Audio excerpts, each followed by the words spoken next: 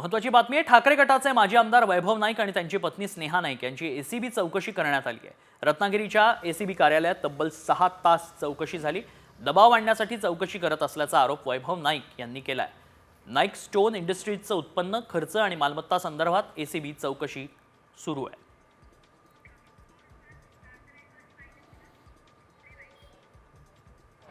माझ्या आणि माझ्या पत्नीला या दिवशी आम्ही दोनदा आलो होतो आणि पुन्हा 8 दिवसापूर्वी नोटीस पाठवून आजची तारीख दिली, त्या तारखेला सुद्धा आम्ही हजर राहिलो आणि त्यांना ज्या फॉर्मॅटमध्ये आम्हाला माहिती पाहिजे होती ती माहिती दिलेली आहे।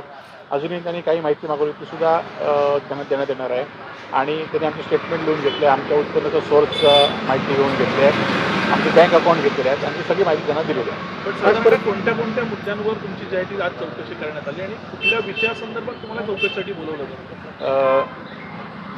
एसीबी चौकशी तर गेले 2 वर्ष सुरू आहे आणि त्या चौकशी संदर्भात मला बोलवलं होतं।